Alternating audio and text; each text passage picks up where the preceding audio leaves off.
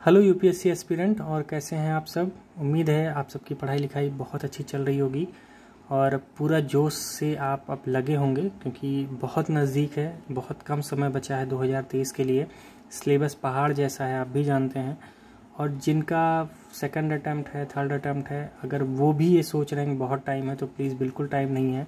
आप ये सोचिए कि क्या गलतियाँ रहेगी कि उस अटैम्प्ट में नहीं हुआ, उन सभी को दूर करिए दोस्तों। एक बात और कहूँगा, आपको ये ध्यान रखना है कि आपका टारगेट 2023 है, यूपीएससी सीसैट 2023। अगर सीसैट में दिक्कत है तो उसके लिए यूपीएससी 2023 आपका टारगेट होना चाहिए। प्रीलिम्स 28 मई को है, मेंस 15 सितंबर से है, तो बहुत कम समय है ना। आप भी जानते हैं इतना बड़ा सिलेबस है, इतने बेहतरीन कैंडिडेट हैं, उनसे टक्कर है, तो ये यार मैराथन है, ठीक है। और इसमें क्या करना होगा, जो लंबी लड़ाई लड़ेगा वही जीत पाएगा, तो तैयार रहिए। तो चलिए आज हम लोग एनसीईआरटी की बात करेंगे। क्लास 9th की एनसीईआरटी है अर्थशास्त्र की, और बहुत बेहतरीन एनसीईआरटी है। विश्वास करिए, अगर आप इसको अच्छे से पढ़ते हैं तो क्या होगा कि आपकी मेंस में जो लिखने की कैपेबिलिटी है वो कहीं ना कहीं इन्हांस करेगी, और जो यहाँ से क्वेश्चन बन सकते हैं उसके बारे में भी डिस्कस करेंगे, हर चीज़ बात करेंगे, है ना। टाइम वेस्ट नहीं करूँगा, चलिए शुरू करते हैं। और एक बात कहूँ, नए हैं तो चैनल ज़रूर सब्सक्राइब कर लीजिए। अंत तक आपको ज़बरदस्त चीज़ें मिलेंगी, जब तक आपका होता नहीं है। अच्छी चीज़ें, और जो सच में यार जो उपयोगी हैं, फर्जी चीज़ें एक भी नहीं, सिर्फ वो चीज़ें जो यूपीएससी से रिलेटेड हैं। और एक बात और, टेलीग्राम चैनल ज़रूर ज्वाइन कर लीजिएगा, क्योंकि पीडीएफ उस पर ऑलरेडी आपको इसकी मिल जाएगी। और एक बात कहूँ कि एक पन्ने में मैंने पूरी क्लास 9th की एनसीईआरटी बनाई है, क्योंकि इससे ज़्यादा कुछ है ही नहीं, सिर्फ कहानियाँ भरी हैं, सिर्फ जो फैक्ट हैं जो हम यूज कर सकते हैं, बस वो चीज़ें। ठीक है, तो चलिए शुरू करते हैं। आइए, जैसे यहाँ लिखा है नंबर 1, कुल मिला के 4 चैप्टर हैं। तो पहला अध्याय है, शुरुआत में कहा गया है उत्पादन का संगठन। वस्तुओं और सेवाओं के उत्पादन के लिए 4 चीज़ें आवश्यक हैं, जैसा हम सभी जानते हैं। पहला है भूमि, दूसरा है श्रम, तीसरा है भौतिक पूंजी, और चौथी है उद्यमशीलता, मतलब मानव पूंजी। अगर मैं कहूँ तो किसी भी वस्तु या सेवा को उत्पादित करने के लिए सच में 4 चीज़ें चाहिए, तो वो क्या क्या चीज़ें हैं। एक तो भूमि। देखिए, भूमि का मतलब है ना, उसमें जल हो गया, वन उत्पाद हो गया, खनिज हो गया। भाई सीधी सी बात है, अगर मुझे कुछ प्रोड्यूस करना है, कुछ भी प्रोड्यूस करना है, तो मुझे ज़रूरी पड़ती है। एक बात हमेशा ध्यान रखिएगा, प्रोडक्शन के जब भी कोई चीज़ हम उत्पादित करते हैं ना, तो नंबर 1 जो हमारा प्राइमरी सेक्टर है ना, प्राइमरी सेक्टर जिसे हम लोग प्राथमिक क्षेत्र कहते हैं, उसमें कृषि आ गया, है ना। कृषि से संबंधित या उससे संबंधित अलग अलग गतिविधियाँ, या खनिज का उत्खनन हो गया, कोयले का उत्खनन हो गया, मतलब जो चीज़ें हमें नेचुरल रूप में प्राप्त होती हैं उसे प्राइमरी सेक्टर कहते हैं। यही चीज़ आगे चल के प्रोसेस होती है। क्या होती है? प्रोसेस होती है। जब ये प्रोसेस होगी तब क्या बनेगा, हमारा प्रोडक्शन होगा, है ना, प्रोडक्शन होगा। तो प्रोडक्शन को हम क्या बोलते हैं, सेकंड स्टेज, है ना, जिसे हम क्या बोलते हैं, सेकंड स्टेज। और थर्ड क्या होता है, जिसे हम कहते हैं सर्विस सेक्टर, है ना, सर्विस सेक्टर। मतलब अब जो प्रोडक्ट हमने बना दिया, उस प्रोडक्ट को आप क्या करोगे, सेल भी तो करोगे। तो पहला हमारा प्राइमरी सेक्टर हो गया कृषि, मतलब भूमि से संबंधित। दूसरा होता है जिसे हम कहते हैं प्रोडक्शन से संबंधित, और तीसरा होता है सर्विस, मतलब उसको सेल करना, या जहाँ पे क्या करना है, अपनी सर्विसेज को देना। ये 3 सेक्टर होते हैं। आप ध्यान रखिएगा, कोई भी सेक्टर एक दूसरे से हमें जुड़ाव रहता है। तो जब भी आप उत्पादन करेंगे तो ये तीनों सेक्टर वहाँ पे काम करेंगे। जैसे सबसे पहला हमने क्या कर लिया, जल, वन उत्पाद, खनिज का, मतलब प्राइमरी सेक्टर। दूसरा श्रम, और तीसरा भौतिक पूंजी। भौतिक पूंजी मतलब कैपिटल बिना काम नहीं हो सकता है, चाहे वो स्थिर हो चाहे कार्यशील हो। अब देखिए, स्थिर और कार्यशील का मतलब क्या हुआ, एक बात ध्यान रखिएगा, इकोनॉमिक्स के अंदर स्थिर का मतलब होता है प्लांट एंड मशीनरी। वो हमेशा, जब मैंने एक बार लगा दिया, ऐसी कोई चीज़ जो मैंने एक बार लगा दी और 1 साल से ज़्यादा चले, कितने साल से, 1 ईयर प्लस, अगर उसकी वैलिडिटी है तो मैं कहूँगा कि वह स्थायी पूंजी है। लेकिन कार्यशील पूंजी वो होती है जो रोजमर्रा की खर्चा में आता है, जैसे लेबर को पेमेंट देना हुआ, जैसे कोई मुझे कच्चा माल मंगाना हुआ। तो ये सब चीज़ें जो पूंजियाँ होती है वो कार्यशील पूंजी होती है, क्योंकि बिना उसके रोजमर्रा वो खर्चा किए बिना हमारा काम नहीं चलता है। और अस्थायी पूंजी, एक बार हमने इन्वेस्ट कर दिया तब उसकी, जैसे मान लीजिए आपको भूमि चाहिए, कोई ऑफिस आपको खोलना है, तो आपने क्या किया, एक बार भूमि ले ली ना, तो एक बार आपने खर्चा पैसा लगा दिया, तो वो भूमि आपके लिए हमेशा के लिए हो जाती है। या मशीन खरीदे तो मशीन की वैलिडिटी यार सीधी सी बात है 1 साल से ज़्यादा होती ही है, तो वो क्या होती हैं, हमारी स्थायी पूंजी होती है। यहाँ तक कोई समस्या। और चौथी बात है उद्यमशीलता। अब इसमें क्या हुआ, मान लीजिए आपने क्या लगाया, भूमि लगा दी, एकदम ज़बरदस्त, आपने श्रम भी लगा दिया, आपने लेबर मतलब वर्कर जितने हैं, वर्कफोर्स स्टाफ सबको आपने बुला लिया। अगली बात है आपने भौतिक पूंजी आपके पास थी, आपने वो भी लगा दिया, आपके पास सब कुछ था, लेकिन कहीं ना कहीं आपके पास उद्यमशीलता का होना भी ज़रूरी है। आपको ये स्किल भी चाहिए कि आपको बिजनेस करना कैसे है, आपको व्यवसाय कैसे करना है, आपको उत्पादन कैसे करना है। अगर अंत में ये सब होने के बावजूद भी अगर ये नहीं है, मानव पूंजी नहीं है, तो आप फेल हो जाएंगे। यही बात कहती है एनसीईआरटी क्लास 9 की कि इकोनॉमिक्स के अंदर जो उत्पादन का संगठन होता है, ये 4 चीज़ें एक दूसरे से संबंधित हैं। इनमें किसी की भी कमी आपको उत्पादन संगठन से कहीं ना कहीं बाहर कर देगी, इस बात को ध्यान रखना है, ठीक है। अब आगे हम फैक्ट की बात करें। देश में आज भी कुल कृषि का क्षेत्र 40% से कम क्षेत्र में सिंचाई होती है। इसका मतलब ये हुआ कि अगर हमारे पास पूरा क्षेत्र है जो हम कृषि करते हैं, उसमें 40% से भी कम क्षेत्र हैं जहां सिंचाई की सुविधाएं उपलब्ध हैं। शेष मुख्यतः वर्षा पर निर्भर है। तो ये एक ऐसा फैक्ट है जो आप कहीं ना कहीं अपने मेंस एग्जाम में यूज कर सकते हैं, ठीक है।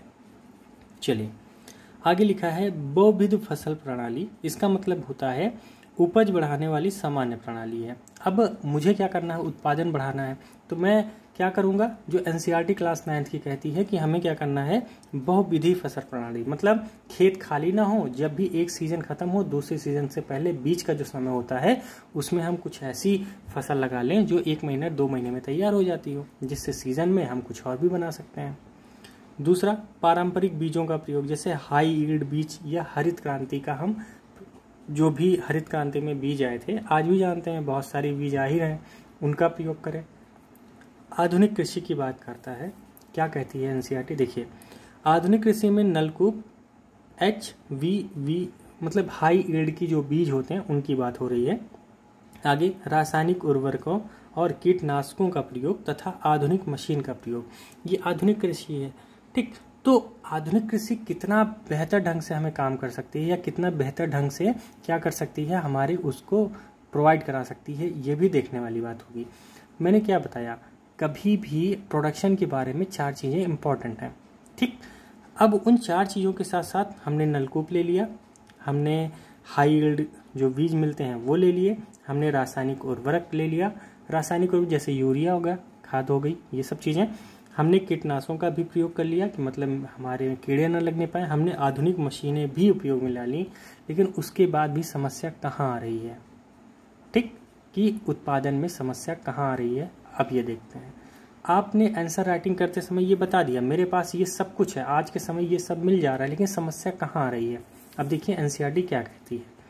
एक वैज्ञानिक रिपोर्ट के अनुसार, है ना, आप भी ऐसे लिखिएगा, एक वैज्ञानिक रिपोर्ट के अनुसार आधुनिक कृषि ने जो प्राकृतिक संसाधन है उसका बहुत ज़्यादा दोहन किया है।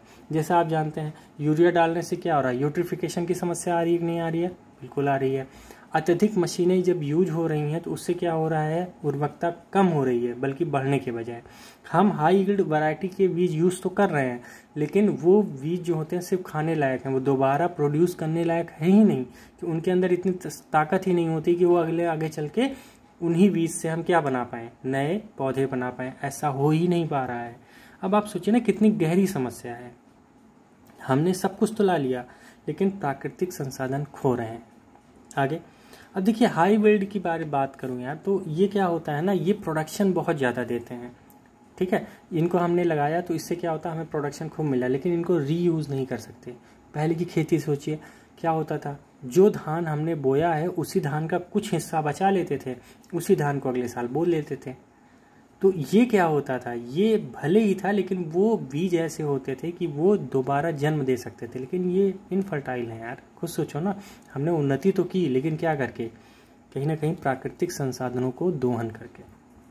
आगे हरित क्रांति, अत्यधिक उर्वरकों का प्रयोग किया जिससे मिट्टी की उर्वरकता कम हो गई, है ना।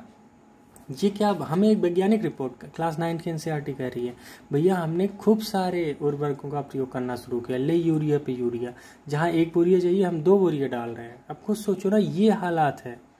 जब ये हालात रहेंगे तो क्या होगा, सीधी सी बात है, वहाँ पे उर्वरकता और कृषि कि जो मेन तत्व हैं वो नष्ट हो जाएंगे।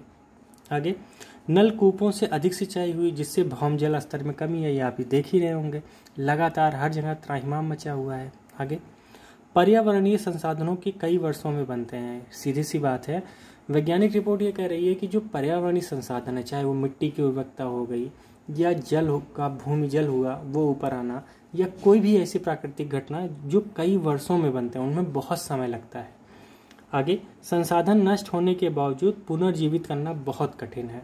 अगर वो एक बार क्या हो गए, नष्ट हो गए ना, संसाधन नष्ट हो गए, तो उनको पुनर्जीवित करना बहुत कठिन है, ये वैज्ञानिक रिपोर्ट कहती है। अगली बात है, कृषि का भावी विकास के लिए पर्यावरण की देखभाल बहुत आवश्यक है। मतलब अगर कृषि जो है, अगर उसका बहुत आगे चल के हमें विकास करना है, तो हमें सबसे पहले क्या करना होगा, पर्यावरण का देखभाल करना होगा। अब आप खुद सोचिए ना, अगर ऐसी कोई बात आती है, कृषि को लेकर कोई बात आती है, तो आपके पास ये पॉइंट्स हैं और ये एक एक लाइन में है यार, आप बहुत अच्छे से इसका यूटिलाइज कर सकते हैं। तो ये हमारा पहला चैप्टर था जिसका ये क्रक्स था, और इससे ज़्यादा कुछ भी नहीं है। आप पूरे एनसीईआरटी पर डालिएगा, कुछ भी नहीं मिलेगा। तो एज इट इज़ इसको नोट डाउन कर लीजिएगा, ज़बरदस्त बेनिफिट मिलेगा। चलिए अब चैप्टर 2 की बात करेंगे, जिसमें है संसाधन के रूप में लोग। देखिए इसका क्या मतलब हुआ कि संसाधन के रूप में लोग। देखिए मैंने क्या बताया कि जो हमारा उत्पादन का तरीका होगा उसमें कुल मिला के 4 चीज़ें इंपॉर्टेंट है। पहला भूमि, दूसरा श्रम, तीसरा पूंजी और चौथा उद्यमशीलता, मतलब मानव पूंजी। तो अगर मुझे श्रम चाहिए तब भी व्यक्ति का कैसा होना चाहिए, एक तरह से मानव पूंजी होनी चाहिए, या फिर वह संसाधन के रूप में प्रयोग किया जाए। मान लीजिए कोई प्रोडक्शन लाइन है, उसमें जो लेबर है वो उसको जानता ही नहीं है, तो ऐसे व्यक्ति का मैं क्या करूँगा, है ना। तो अब पढ़ते हैं हम लोग संसाधन के रूप में लोग। मानव पूंजी निर्माण करने के लिए हमें 3 चीज़ों की जरूरत पड़ती है, और उसके लाभ क्या हैं। देखिए, पहला, आधुनिक प्रौद्योगिकी एवं वैज्ञानिक अनुसंधान में निवेश करके हम मानव पूंजी का निर्माण कर सकते हैं। आधुनिक प्रौद्योगिकी मतलब, क्योंकि जान ही रहे हैं दुनिया आधुनिक हो रही है, तो दुनिया जब इतनी आधुनिकता में बढ़ रही है तो हमें भी उसमें जाना चाहिए, और वैज्ञानिक अनुसंधान में निवेश करने की ज़रूरत है। दूसरा, शिक्षा क्षेत्र में निवेश किया जाए, उच्च शिक्षा और कौशल का निर्माण करने में मदद की जाए, जिससे क्या होगा ना कि हम पर्यावरण की दृष्टि से अगर हम उच्च शिक्षण प्राप्त करते हैं या कौशल प्राप्त करते हैं, तो हम समझ पाएंगे कृषि को पर्यावरण से जोड़ना बहुत ज़रूरी है, नहीं तो धीरे धीरे हम विनाश की तरफ आगे बढ़ ही रहे हैं। आगे अगली बात है, प्रशिक्षण देकर, जैसे प्रधानमंत्री कौशल विकास योजना, ये मैंने अपनी तरफ से लिखा है, तो आप भी लिख सकते हैं कि कौशल निर्माण। तो सीधी सी बात है, यहाँ पे क्या है, जो हम मतलब प्रशिक्षण दे के जो भी मानव पूंजी का निर्माण करेंगे, तो उसमें सरकारें क्या कर रही हैं, क्योंकि हम गवर्नमेंट है तो गवर्नमेंट की ही स्कीमें लिखना है आपको। तो एक स्कीम आ गई, आप भी जैसे यहाँ ना कई एग्जाम्पल आप ला सकते हो यार, उसके लिए करंट अफेयर आप जानते ही हैं, बस और क्या।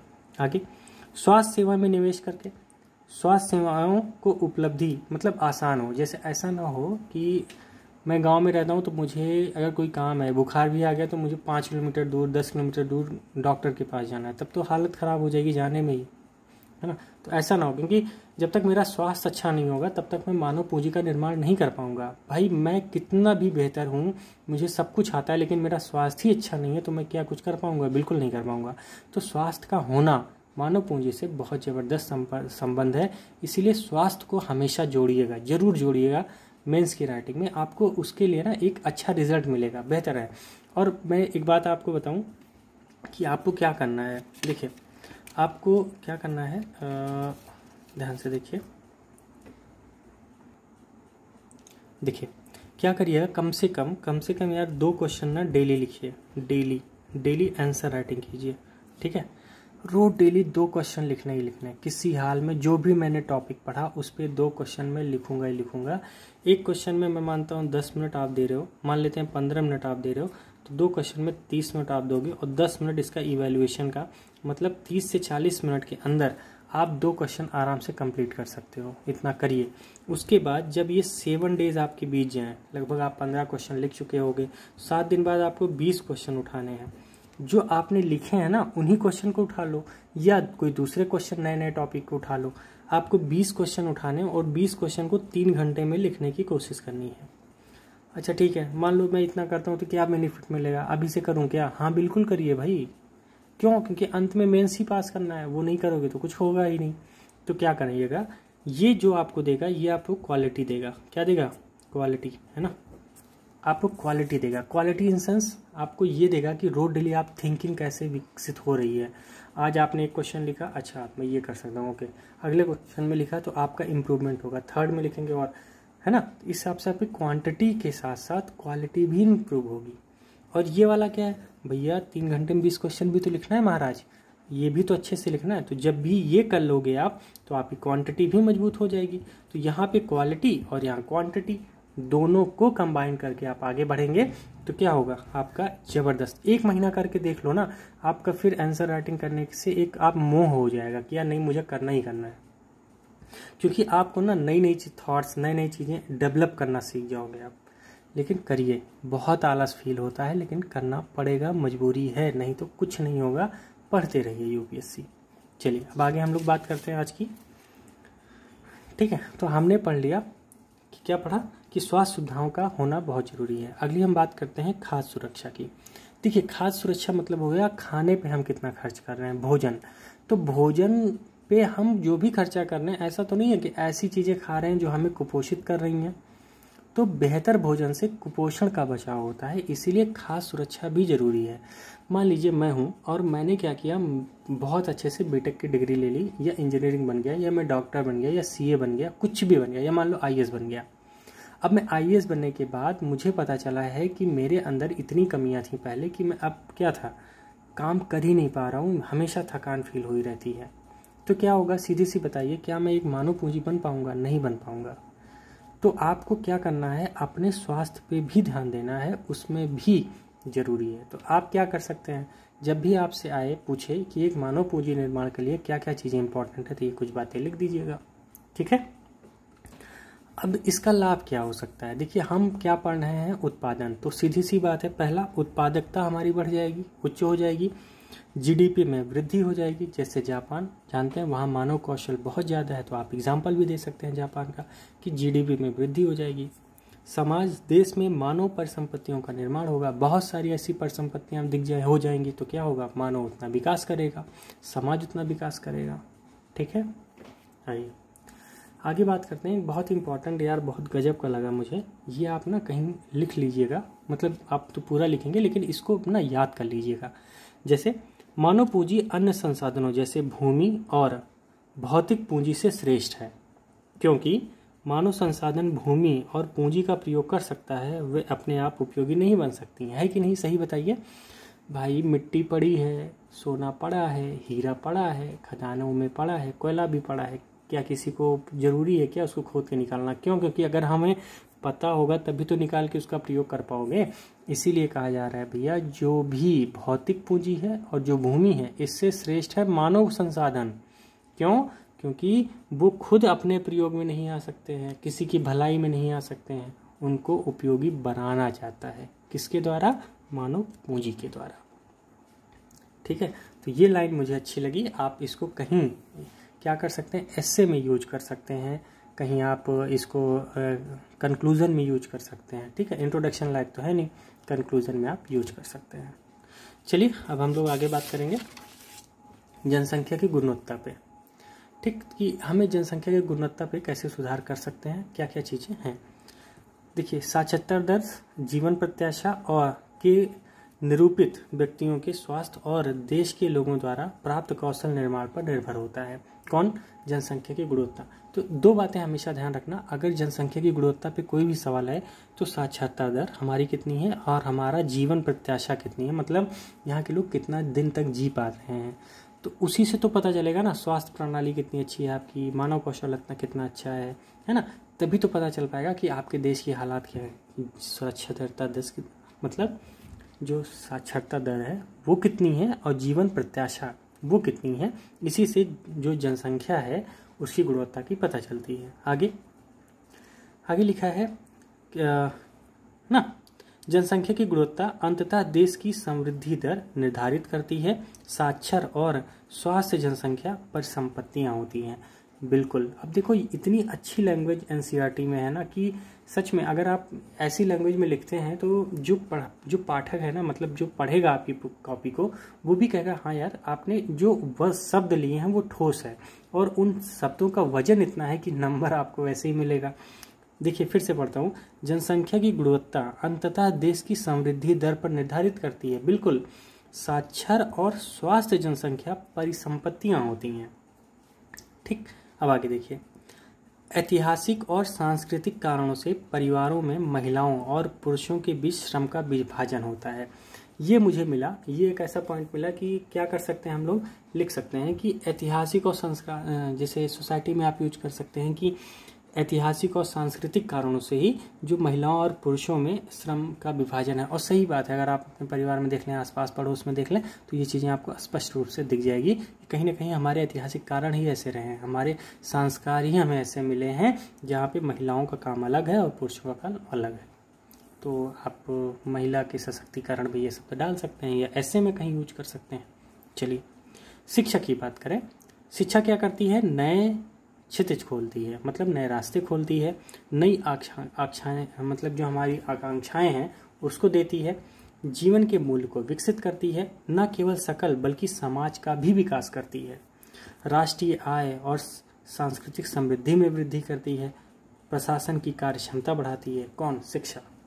क्योंकि आप जानते हैं क्यों जो है जितने ऑफिसर्स होते हैं उनको ट्रेनिंग की जरूरत पड़ती है, बिकॉज ऑफ प्रशासन की कार्यक्षमता को बढ़ाना है।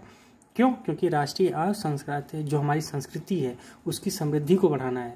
क्यों, क्योंकि हमारे जीवन के मूल्य को विकसित करना है। क्यों, क्योंकि हमें नए क्षितिज, मतलब हमारी आकांक्षाओं को पूरा करना है। इस बात को ध्यान रखिएगा। ये हमारा चैप्टर नंबर 2 था। चैप्टर नंबर 3 में निर्धनता की बात की गई है। निर्धनता एक चुनौती है। तो निर्धनता अगर चुनौती है तो क्या है उन चुनौतियों में, जैसे मैंने कुछ पॉइंट्स निकाले और यही पॉइंट हैं जो उसमें इम्पॉर्टेंट लगे मुझे। पहले, अगर कोई भूमिहीन है तो वो निर्धन होगा। बेरोजगारी है, परिवार का आकार बहुत बड़ा है। निरक्षरता है, मतलब कि एक तरह से निरक्षर है, लोग पढ़ने लिखने में बिल्कुल नहीं है। आगे, खराब स्वास्थ्य है, कुपोषण है, बाल श्रम बहुत ज़्यादा है, और असहायता है, मतलब सुरक्षा की कोई मतलब ही नहीं है वहाँ पे। अगर ऐसा कुछ हो रहा है तो निर्धनता होगी। अगर आपसे कहा जाए कि निर्धनता में सबसे बड़ी चुनौती भारत में क्या है, तो आप ये बताइए। ये पॉइंट अगर आप बना के चले आए वहाँ पे और इसके बारे में कुछ नहीं लिखना है, बस बना देना है, क्योंकि विश्वास करिए जितना शॉर्ट्स आप लिखेंगे ना उतना बेहतर नंबर आपको मिलेगा। तो बहुत ज़्यादा लिखने के चक्कर में ना बहुत छोटा और बहुत क्रिस्प लिखना है, क्योंकि दोस्त आप आईएएस बनने का ख्वाब देख रहे हैं, और आईएएस बनने का अगर आप ख्वाब देख रहे हैं तो आपको छोटे में बड़ी बात कहनी है। अगर ये लिख दिया ना भूमिहीनता, तो वो समझ गए। आपको नहीं बताना है कि अगर किसी परिवार में भूमिहीनता है तो गरीब होगा, वो समझते हैं। उसी तरह बेरोजगारी, परिवार का आकार बड़ा है छोटा है, उस पर बहुत निर्भर करता है।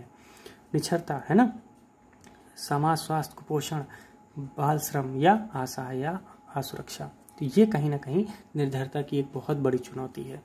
भूलिएगा नहीं, याद कर लीजिएगा। अगली हम लोग बात करते हैं अब अध्याय 4, भारत में खाद्य सुरक्षा की। अब देखिए, खाद्य सुरक्षा क्या है। सभी के लिए पर्याप्त खाद्य का उपलब्ध होना, ठीक है। सभी लोगों के पास स्वीकार्य गुणवत्ता के लिए खाद्य पदार्थ खरीदने की क्षमता का होना, क्योंकि जरूरी नहीं है कि सबके लिए पर्याप्त उपलब्ध होना। उपलब्ध तो है, देश के पास सब कुछ भरा पड़ा है, लेकिन क्या वो खरीद पा रहे हैं, ये भी तो बड़ी बात है ना। कितनी % जनसंख्या ऐसी है जो अपने लिए गुणवत्तापूर्वक खाद्य खरीद पा रही है, इसको भी यहाँ पे काउंट डाउन करना जरूरी है। अगला है, खाद्य की उपलब्धता में कोई बाधा का ना होना, मतलब जो भी है उपलब्धता में कोई बाधा ना आए। इन तीनों पॉइंट को ध्यान रखना है, तभी भारत में खाद्य सुरक्षा मजबूत हो पाएगी। तो खाद्य सुरक्षा इंपॉर्टेंट क्यों है, आइए देखते हैं। रीज़न क्या है। भारत में आप सभी जानते हैं लगभग 22% लोग ऐसे हैं जो गरीब रेखा के नीचे जीते हैं। कितने, 22%, बहुत बड़ा आंकड़ा है यार, है ना। आगे, भूकंप, बाढ़, सुनामी आदि के से फसलें खराब हो जाती हैं, जिससे राष्ट्रीय आपदा आ जाती है। तो वहाँ पे भी लोगों को खाद्य क्या किया जाए, पहुँचाया जाए, इसीलिए भारत में भंडारण किया जाता है खाद्य से। तो ये पॉइंट आपको मिला। आप क्या कर सकते हैं, जब भी खाद्य सुरक्षा पे सवाल आए तो इन सब पॉइंट्स को आप वहाँ उतार सकते हैं। मैंने कहा ना, क्लास 9th की एनसीईआरटी इतनी ज़बरदस्त है कि आपकी बहुत सारी समस्याएं सॉल्व करेगी, और आपको ये लग भी रहा होगा। आगे, अकाल से प्रभावित क्षेत्र, इससे खाद्य सुरक्षा हमें ज़रूरत पड़ती है। आगे, निर्धनता रेखा के ऊपर लोगों को भी खाद्य असुरक्षता हो सकती है। ऐसा नहीं है कि 22% लोग हैं उन्हीं बेचारों को होगी। तुम्हें मान लो तुम ऐसे क्षेत्र में हो जहाँ तुम्हारा घर तो बहुत बड़ा है, सब कुछ तुम्हारे पास है, लेकिन अकाल पड़ गया है या बाढ़ आ गई, सुनामी आ गया, भूकंप आ गया, तब क्या करोगे? घर तुम्हें खाना खिलाएगा क्या? नहीं खिलाएगा। इसीलिए क्या करना है? खाद्य सुरक्षा बना के रखनी है। वो किसका काम है? राज्य का काम है। ठीक, तो राज्य क्या करेगा? खाद्य सुरक्षा बना के रखेगा, तभी आपको खाद्य सुरक्षा मिलेगी, है ना। क्योंकि ये सब समस्याएं क्या हैं? सुरक्षा क्यों करनी है, इसीलिए। तो आपसे क्वेश्चन पूछा जा सकता है कि खाद्य सुरक्षा भारत में क्यों महत्वपूर्ण है और इसके लिए हम क्या क्या कर सकते हैं। आइए देखते हैं क्या क्या कर सकते हैं। भारत में खाद्य सुरक्षा। नंबर 1, भारतीय खाद्य निगम बफर स्टॉक करता है। न्यूनतम समर्थन मूल्य दिया जाए, फसलों को उत्पादन में प्रोत्साहन दिया जाए, क्योंकि जितना ज़्यादा न्यूनतम समर्थन मूल्य होगा किसान उतना ज़्यादा उत्पादित करेंगे उस वस्तु का, और क्या होगा? वो चीज़ें सरकार के पास जाएगी। सामाजिक वितरण प्रणाली आराम से हो, ऐसी प्रणाली बनाई जाए कि आराम से लोगों को खाद्य जो सुरक्षा है, मतलब खाद्य भोजन जो है उसको आराम से दिया जा सके, अन्न को प्रोवाइड किया जा सके। आगे, एकीकृत बाल विकास योजना, मिड डे मील, जैसा आप जानते हैं, इससे भी क्या हो रहा है? लोगों का पेट भरा जा रहा है। गरीबी उन्मूलन कार्यक्रम, रोजगार आदि, यहाँ पे 2-4 क्या कर सकते हैं आप? सरकार की कुछ स्कीम उठाइएगा, चिपका दीजिएगा, काम खत्म।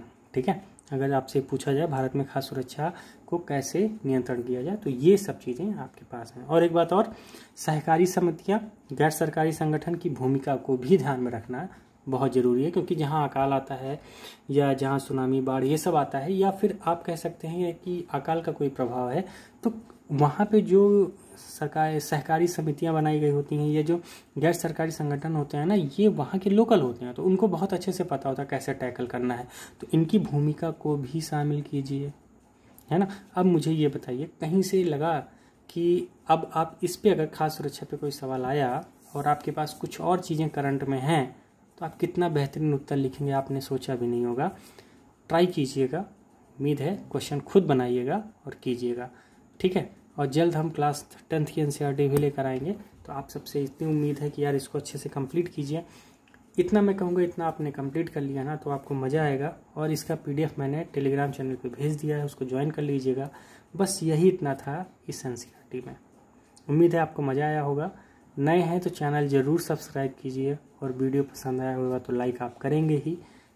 फिर मिलते हैं अगले सेशन में, तब तक के लिए thank you so much to all of you. Enjoy your day. और हाँ, पढ़ाई करते रहिए।